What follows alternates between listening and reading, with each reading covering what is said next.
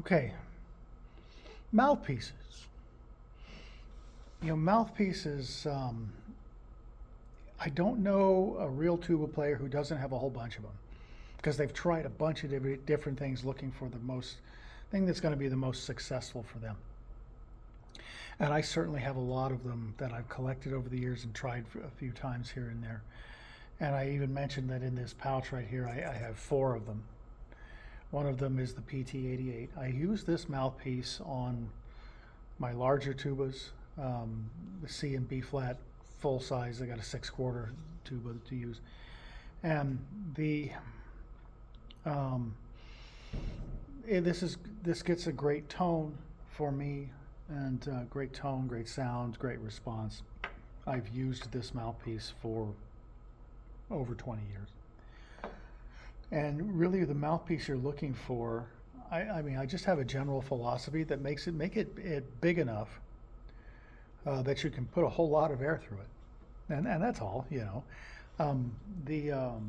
But rim shape, the sharpness of the angle, the width of the rim, these are all things that can be extremely personal to the player. So that's why you try so many different ones. And a few mouthpieces. This one was actually a gift from a student. It's a glow-in-the-dark mouthpiece. If I turn these things off, you can see like it glows in the dark. This one, you've probably seen some of my other videos. I have a Cool Wind plastic tuba, and this is the mouthpiece that came with it. And it's meant for a bigger tuba. The Cool Wind tuba is a 5/4 size tuba. It feels like. I mean, the more I feel it and play it, it really feels like a 5/4. Much bigger. It's physically larger than, say, a Miraphone 186. But I found it interesting that this mouthpiece, this plastic Cool Wind mouthpiece, seems to work pretty well on small tubas, 3/4 size instruments. I have an antique Busher 3/4 E flat tuba that I used this mouthpiece with for a little while, and I got a great response and tone and attack and release and control with it. I don't generally use that one on that anymore because I have a different mouthpiece for it, but it's kind of interesting to experiment with what these things can be. But it's also really light. It's not as light as this one, but you try them all. But I think the depth of the cup and the shape of the cup are basically the same as these. These two are basically the same. When I was first exploring the possibility of getting a C tuba, my local music store had a whole bunch of C tubas to try. They got new contracts with people, and I tried a bunch of them. And when I went there, I borrowed a mouthpiece out of their display case, and I played all these C tubas on this mouthpiece, and at the end of the day, I decided to go ahead and buy the mouthpiece because I'd been using it for like a couple of hours. So I've had this mouthpiece. This is a Schilke 62, and it's really small.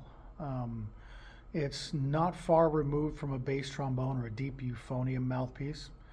And I've used it as just the mouthpiece for many years, sitting next to my piano on my desk at school, where I can do mouthpiece buzzing exercises with it. And I've mentioned that I have a 100-year-old tuba, 3/4 E flat tuba, that sometimes I use this with. I think this is a good E flat mouthpiece, a good small tuba mouthpiece, but it doesn't get that much use. But I'm thinking of some more practical instruments to play it with in the future. I'm going to but I carry it with me because you never know where I'm going to be, and I might use it to buzz mouthpiece, make it my mouthpiece buzzing only thing. And I mentioned recently that I picked up a 6/4 tuba. It's a Con 20J made in the 1930s. I don't know what mouthpiece that particular tuba would have come with. If somebody bought it in 1936, what was the mouthpiece that came with it that they intended to be used with it? Well, I don't know. But in my collections of tuba mouthpieces, And you can find these we find them in weird places. I found tuba mouthpieces in thrift shops. I've found them in pawn shops. I've found them in file cabinets, in classrooms that are not remotely associated with a music department. I found them all. They're mouthpieces, they like go everywhere. But I have here, this is a Con 2, and I'm not using it a whole lot yet because some of the plating has come off. So I'm contemplating using this mouthpiece on the Con 20J.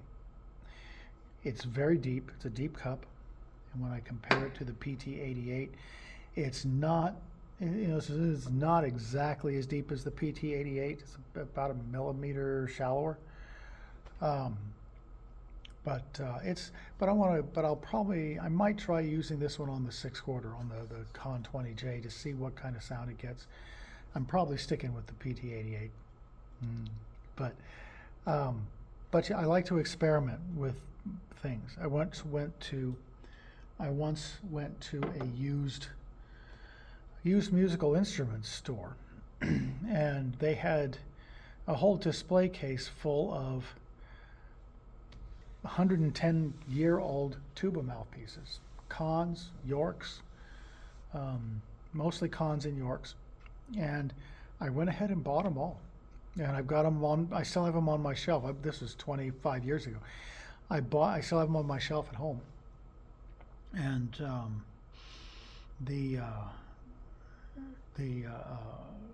when I end up getting a 100-year-old tuba, maybe I'll try a 100-year-old tuba mouthpiece. And so I've experimented with those and tried to use them and so on, and eventually I'll find whatever instrument they were intended for. But mouthpieces can be extremely personal to you.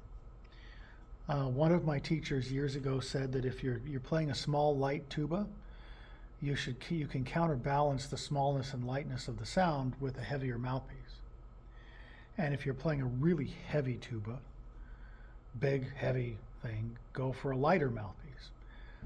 Not sure, I'm not sure the total impact of that. I have to experiment more with it. But I'm of the mind to think that the tuba, the mouthpiece that was intended for the instrument when you bought it, is going to be kind of close. It's close to what you're after.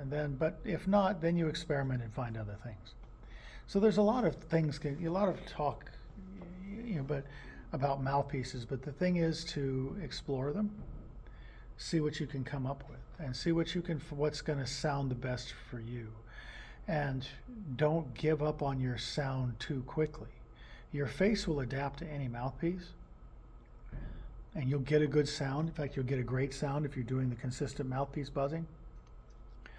But give yourself, if you're going to switch to a mouthpiece, don't play it for a couple of days and get rid of it. It's a waste of money. If you're going to try a mouthpiece, play it for 6 months, play it for a year.